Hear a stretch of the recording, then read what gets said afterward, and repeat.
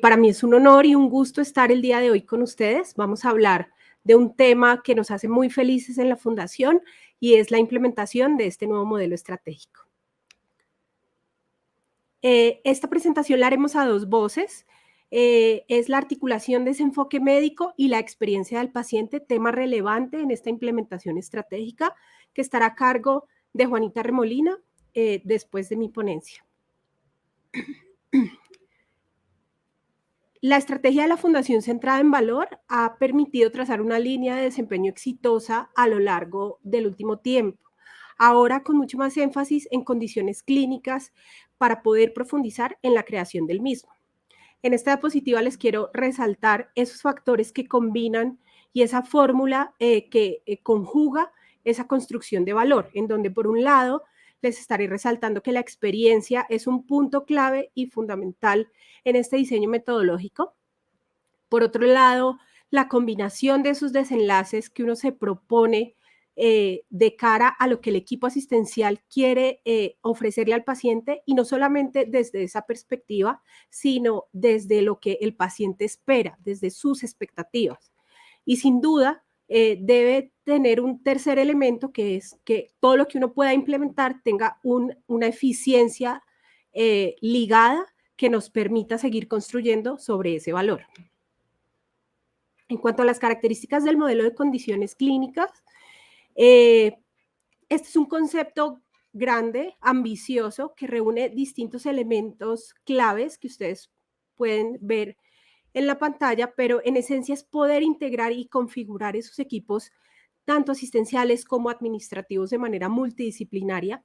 Todos se van a organizar alrededor de unas clasificaciones o de unas agrupaciones que uno hace de situaciones en salud, de enfermedades, y todo para garantizar una atención integral, que sea continua, que sea un proceso fluido, con capacidades alineadas como educación, salud poblacional, investigación, tanto para pacientes y para profesionales. Todo esto para poder alcanzar la mejor experiencia y producir, digamos, en esencia, llegar a ese valor esperado. ¿Cómo se desarrolló nuestra configuración de condiciones clínicas? Este es un ejercicio que lleva un poco más de 2 años en construcción. Ha sido un ejercicio dinámico en donde en principio quisimos hacer una radiografía y una foto de nuestra población atendida. Tomamos un periodo de tiempo para analizar todos los eventos que se presentaban en la fundación en los distintos ámbitos hospitalarios, urgencias, ambulatorios, y de ellos pudimos extraer los diagnósticos principales de cada una de esas atenciones para entender por qué motivos de consulta venían nuestros pacientes. Todo esto con el fin de poder hacer unas agrupaciones claras de enfermedades que compartieran características comunes y que tuvieran en el flujo de atención puntos de encuentro.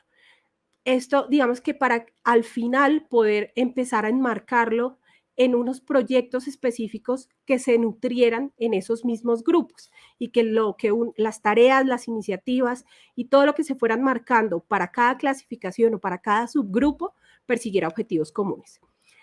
Hay muchas instituciones que hablan o persiguen valor y tienen este mismo modelo estratégico. Probablemente no se llame condiciones clínicas o líneas de servicio, pero en esencia buscan este mismo propósito. Una de esas instituciones para nosotros referentes es el Hospital de Karolinska. Ellos también han hecho este mismo ejercicio a lo largo del tiempo y fueron madurando en su configuración. Les traigo en esta línea de tiempo rápidamente cómo se fue enmarcando. Cuando nosotros arrancamos en febrero del 2019, empezamos con unas subagrupaciones y una taxonomía que nos hablaba de clasificación a 3 niveles para condiciones clínicas, subcondiciones y temas específicos. Y esto fue madurando a través de unas mesas de trabajo y discusiones con distintos especialistas y con actores claves, entre ellos, por ejemplo, la subdirección de métrica, que fueron configurando cuál era la mejor manera de hacer esas clasificaciones. Al final del 2020 llegamos a 2 niveles de clasificación en esa taxonomía, con 19 condiciones clínicas y 93 líneas de servicio. Este es un ejercicio que a hoy sigue madurando.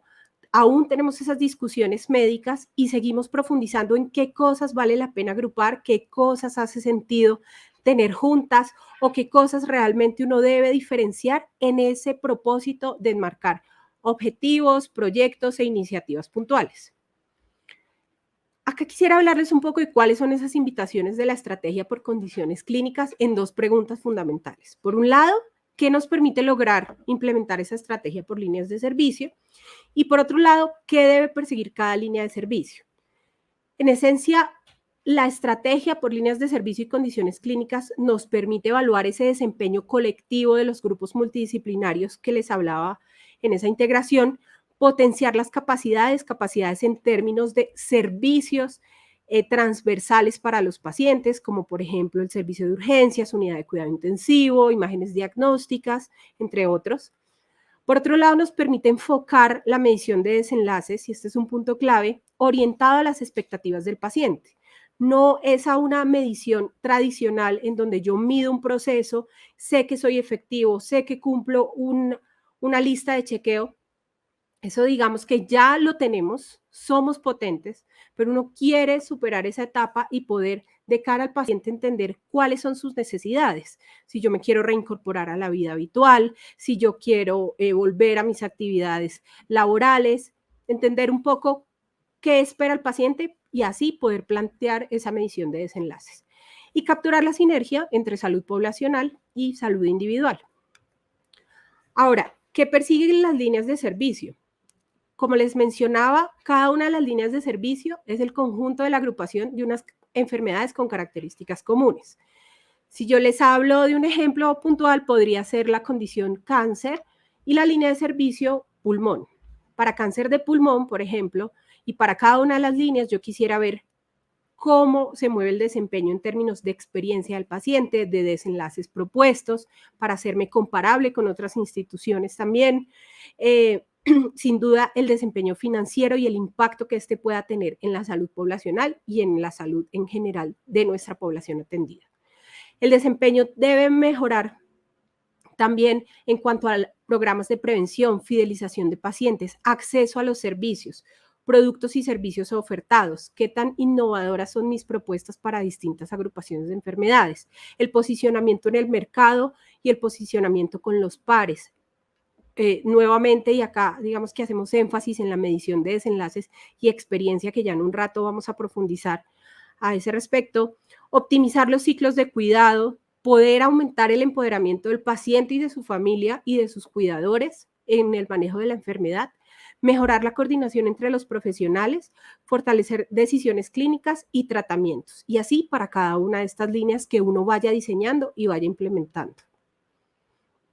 Los elementos destacados de este modelo de atención, estos digamos que están alrededor de esa fórmula de valor que yo mencionaba al comienzo. Por un lado, centrar la experiencia en torno al paciente y su familia pareciera un concepto muy sencillo y muy común, pero realmente cuando uno empieza a explorar y a profundizar de cara a la atención de sus pacientes, se entiende que todavía hay algunas barreras y algunos aspectos por mejorar en cuanto a ese trámite y esa gestión del paciente en el tránsito de su tratamiento. Entonces, a la izquierda, ustedes ven que el paciente tiene que ir pivoteando y debe ir buscando respuesta a sus necesidades, tocando puertas de las distintas especialidades para cumplir unas metas de tratamiento, y esquemáticamente uno pone al otro lado el paciente en el centro con la línea de servicio alrededor que está integrada por esos actores claves. Para este ejemplo que es cáncer, pues sería cirugía, oncología, rehabilitación y todas las capacidades que ese paciente pueda requerir, pero que realmente sea un tránsito fluido, que sea transparente para el paciente, esa alineación entre los distintos actores. El segundo elemento sería poder perseguir esos indicadores de desenlace punta a punta y entender qué nos habla, cómo nos habla ese proceso de atención. No, digamos que para el paciente es transparente si yo en imágenes diagnósticas soy sobresaliente, si yo en el acto quirúrgico administro el antibiótico profiláctico tantos minutos antes de la incisión. Eso el paciente ya lo da por hecho, asume que tenemos una buena práctica y que llevamos esos desenlaces. Lo que él quisiera al final es entender cuál era su estado funcional, por ejemplo, al comienzo, y cómo se va a recuperar al trasegar por ese tratamiento. De eso habla poder perseguir esos indicadores punta a punta. Sin duda, como lo resalta la fórmula de valor, Las eficiencias en los modelos de contratación son un elemento clave y uno quisiera poder migrar de esa contratación por evento o por paciente a cohortes sólidas y robustas que nos permitan fortalecer a muchos niveles. La experiencia, los desenlaces, la práctica e ir profundizando mucho más en cada una de la complejidad de esas patologías. A esto hace referencia. Y el cuarto elemento que va combinado a esa reformulación estratégica y es poder gestionar esos componentes ya a través de la implementación de condiciones clínicas y el diseño de líneas de servicio. En cuanto al impacto en el modelo de atención a nivel mundial, como les mencionaba, hay muchas instituciones que buscan implementar este modelo estratégico y hay tres frentes grandes que nos han ido mostrando resultados y que nos dejan reflexiones en este proceso de implementación. Por un lado, en este diseño estratégico en el que hemos venido trabajando, el propósito de ese nuevo modelo sin duda es generar más valor. Por otro lado, cuando uno empieza a hacer esa desagregación y esas agrupaciones de enfermedades, ver la excesiva desagregación de los flujos de los pacientes puede llegar a ser contraproducente, por eso es importante poder identificar elementos comunes que nutran las líneas de servicio. Los departamentos médicos se mantienen y se enfocan en roles ya específicos enfocados a educación, a investigación y dejan un poco esa carga administrativa para otras instancias y para otros escenarios que van también enmarcados en la estrategia. Y las funciones transversales, que yo hacía mención como capacidades a las condiciones, pues son fundamentales. Son servicios que siempre van a estar nutriendo la experiencia del paciente y el tránsito del mismo en su flujo de tratamiento. En cuanto a la metodología para generar valor, entendemos que es importante poder definir un propósito, estar estructurados en la conformación de equipos de gestión a nivel de los flujos del paciente y tener un plan de acción en cuanto a esa aplicación del ABC del proceso. Poder dibujar el flujo del paciente, poder definir indicadores enmarcados en un balance que tengan distintos componentes, desenlaces operativos, financieros, de mercado, de proceso, estableciendo una línea base y una meta, y asimismo poder comunicar y publicar esos desenlaces de cara al paciente y a la comunidad científica. Y en cuanto a la resiliencia organizacional, es un reto esta formulación estratégica, no existe realmente una receta ni una apuesta a corto plazo que soporte esa transformación. Es un trabajo continuo de transformación cultural y de trabajo en equipo. Esto sin duda genera alta turbulencia organizacional y debe vencerse esa tentación de volver a esa estructura de atención y de modelo tradicional de atención en salud. El proceso es dinámico en cuanto al actuar, al aprender y a corregir en el paso y en la implementación esos aspectos que uno identifica que pueden no funcionar. Para el despliegue de la estrategia, la Fundación ha podido establecer unos equipos con actores claves que funcionan a manera de células y de organismos. Cada una de esas líneas de servicio va a tener a disposición dos actores claves que son el embajador de la línea, que es una figura administrativa que integra y puede armonizar toda esa integración multidisciplinar desde lo asistencial y administrativo, con un jefe de proyecto que va a estar apalancando todas esas iniciativas que se generen en esa formulación estratégica. Adicionalmente, estas se van a nutrir con directrices corporativas. Y acá, cuando les hablo de esa primera célula, tendrá la función de poder hacer la planeación, la coordinación de todo ese material que uno va a llevar a ese diseño metodológico y poder documentar y consolidar todos esos entregables que se generan en la metodología que les voy a mostrar más adelante. Poder empujar ese portafolio es importante y ese rol lo asumen estas personas. Y adicionalmente habrá directrices corporativas que pueden ayudar a generar ese direccionamiento en consenso con el comité directivo y habilitar los equipos de manera transversal en la institución para la correcta ejecución del trabajo. Ese grupo y ese núcleo se va a nutrir con otro equipo con capacidades que tenemos hoy fortalecidas, como la subdirección de métricas, salud poblacional, educación, innovación con transformación digital y de hecho área de innovación, mercadeo, experiencia, actuaría y planeación financiera. Este es un trabajo articulado que debe permear a toda la institución para que sea factible y para que se pueda implementar. Y adicionalmente va a la tercera capa, que son todas el componente directivo que debe promover también esa ejecución de los portafolios y que de ahí se derivarán sponsors claves para el éxito en esta implementación de los proyectos. Una vez uno seleccione, haga esas agrupaciones y seleccione las líneas de servicio a diseñar, hay una metodología por la que estamos trabajando, arrancamos en un piloto en el 2020 y este año ya llevamos 8 líneas diseñadas, en curso estarán 8 más, en donde por 6 semanas trabajamos temas específicos para poder al final de ese tiempo tener ese balance que les menciono con indicadores claves y con proyectos e iniciativas a ejecutar para potenciar la línea de servicio y la condición clínica a la que uno esté apuntando. Entonces habrá un momento uno de contextualización en donde uno pueda revisar de manera global el panorama de la línea de servicio en cuanto a su composición de mercado, su posicionamiento, desempeño financiero, cuál es el flujo del paciente. Luego habrá una definición de norte estratégico. En una tercera sesión planteamos una propuesta de valor. Acá entra a jugar un papel clave el diseño de experiencia, que ya lo vamos a ver. Habrá una construcción de flujo clínico, que es la ruta que nos permite entender por dónde pasa el paciente y qué capacidades va a necesitar a lo largo del tratamiento y del abordaje diagnóstico. Hay un resumen a medio camino para entender cómo se va perfilando la línea y pulir esos entregables y ese material que uno va construyendo en cada una de las sesiones. Y como les contaba al final, poder tener todo ese portafolio de proyectos a ejecutar.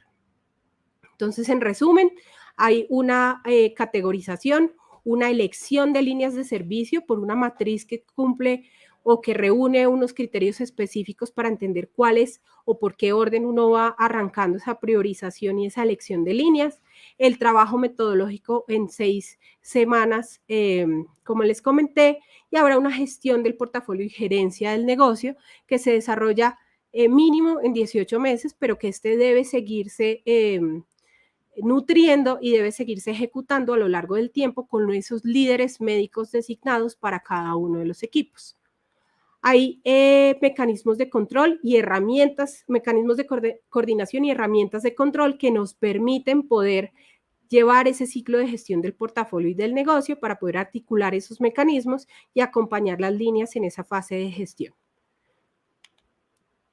Es importante, como les he resaltado en estos minutos, que el diseño de experiencia alineado a esta definición estratégica juega un papel clave, entendiendo esas expectativas tanto de la comunidad médica como de los pacientes y sus familias, razón por la que veremos a continuación cómo se cómo se enmarca este diseño de experiencia con Juanita Remolina.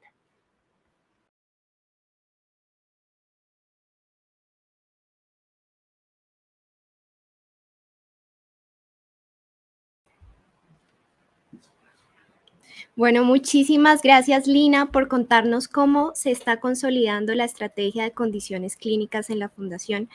Información muy valiosa para la construcción de valor. A continuación, vamos a profundizar en cómo dentro de esta estrategia se diseña la experiencia de nuestros pacientes y sus familias. Y esto es un reto muy importante porque el tangibilizar y hacer real el valor requiere de mucho esfuerzo, alineación de procesos, recursos y toda la organización en torno a lo que es la experiencia del paciente.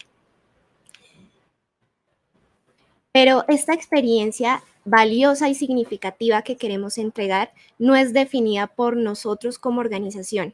Son los pacientes y sus familias las que tienen la respuesta de lo que es una experiencia importante y valiosa para ellos. Y entender lo que es importante no solo se trata de entender las necesidades y expectativas, que también son importantes, pero también hay que conocer los diferentes elementos que pueden llegar a influenciar en la experiencia, como lo son los proveedores de servicio, el mercado, las tendencias, como veíamos el día de ayer, la familia y los amigos y los competidores. Estos son algunos de los factores, pero también es importante tener en cuenta que no solo la competencia directa es quien pues debemos mirar, sino también los servicios a los cuales en el día a día este usuario interactúa, desde que se toma un café en Starbucks hasta que hace su compra en Rappi, pues estos servicios también terminan siendo nuestra competencia porque el paciente o el usuario equipara y compara estas experiencias que ha tenido con otros servicios con nosotros y espera lo mismo. Entonces es importante abrir la mirada a estos elementos que les presento en este momento. De igual manera, como veíamos en la presentación de Lina, nosotros tenemos una metodología que enmarca las condiciones clínicas, pero también desde el área de experiencia realizamos una serie de pasos para entender las necesidades y expectativas de nuestros pacientes y asimismo en la propuesta de valor compartirlas, socializarlas y que a partir de esta información se construya una propuesta de valor coherente con lo que los pacientes y sus familias necesitan. Por eso, primero, realizamos una reunión inicial con los embajadores o líderes para entender cuál es esa estrategia o ese camino que se quiere dar con la línea, cuáles son los objetivos, cuáles son las metas, cuáles son los elementos que se tienen que tener en cuenta al momento de realizar la investigación. Después de eso se hace una creación de un brief o un documento que nos va a permitir entender los objetivos, las metas a alcanzar con el ejercicio de investigación, cuáles son los tiempos, cuáles son los elementos a tener en cuenta. Seguido a esto, entonces, se realiza como tal el ejercicio de investigación cualitativa y cuantitativa para entender las necesidades y expectativas. Como veíamos el día de ayer, existen diferentes herramientas apalancadas por la tecnología para realizarlo. Hay muchos métodos para hacerlo y a continuación también vamos a presentar algunos de ellos. Es importante que a lo largo de este ejercicio de investigación hayan cortes de revisión de la información para entender si estamos en el camino correcto o si hay que cambiar cosas de la metodología para poder alcanzar nuestros objetivos.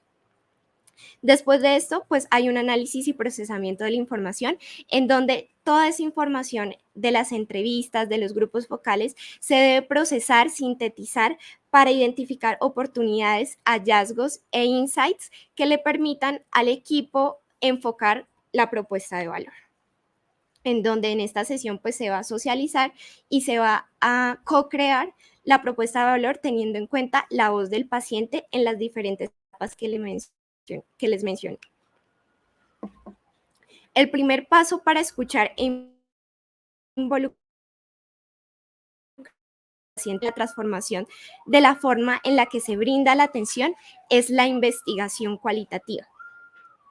Y esto lo ponía en otras palabras uno de los directores ejecutivos de Plane3, en donde nos decía, ustedes no van a encuestar a su pareja o a sus familiares para conocer cómo está yendo su relación con ellos. Ustedes se van a sentar con ellos para escucharlos.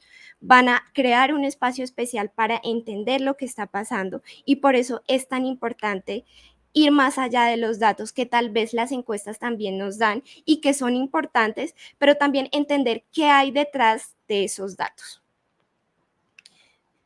Es por esto que para el ejercicio de investigación tenemos algunas herramientas y más que métodos o herramientas, son formas de empatizar con nuestros usuarios, son formas de romper estas barreras organizacionales que a veces tenemos con nuestros usuarios y la idea de estas herramientas es que nos permitan dejar a un lado lo que quizás podemos asumir de ellos para entender realmente lo que necesitan.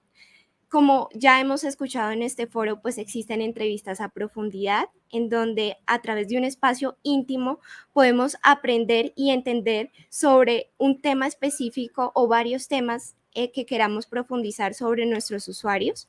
Los grupos focales, que son tan importantes porque nos permiten de manera colectiva validar alguna información o tema que tengamos en específico que investigar, pero además de esto nos permite en otras etapas del proceso, por ejemplo, en la etapa de ideación, validar esas ideas que tenemos y realmente entender si están sirviéndole a los usuarios o no. Otras de las herramientas que existen son la autoetnografía, el cliente oculto y la observación participativa. La autoetnografía nos permite dar una descripción profunda y detallada del día a día de las interacciones del usuario. El cliente oculto lleva a los investigadores a estar en un papel activo porque cumplen el rol de ser el usuario y interactúan directamente con el servicio para validar y para ponerse en los zapatos de los usuarios y vivir lo que ellos viven, para entender qué está bien, qué está mal, qué se debe mejorar. La observación participativa también nos permite observar acciones, por ejemplo, digitales o físicas, de manera que el participante, el investigador pueda interactuar con el participante, pero también puede cumplir un papel más pasivo y simplemente observar lo que está sucediendo con el usuario. Para el análisis y procesamiento de información, tenemos el mapa de empatía.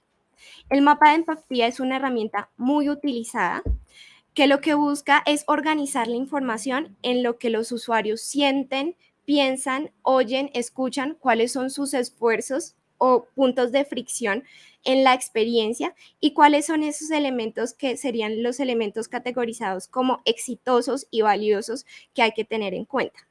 Nosotros para las líneas de servicio adaptamos este mapa de empatía a las líneas, en donde vemos cuáles son los pensamientos y valoraciones de nuestros pacientes en las diferentes etapas de la atención, las emociones, cómo se siente frente a la experiencia, cuáles son las acciones que realiza, cómo se comporta, cuáles son sus actitudes y la influencia, y es las personas claves dentro de la experiencia que hacen que el paciente se comporte de cierta manera, que piense de cierta manera, para poder mapear de manera holística estos elementos que pueden llegar a afectar en la experiencia.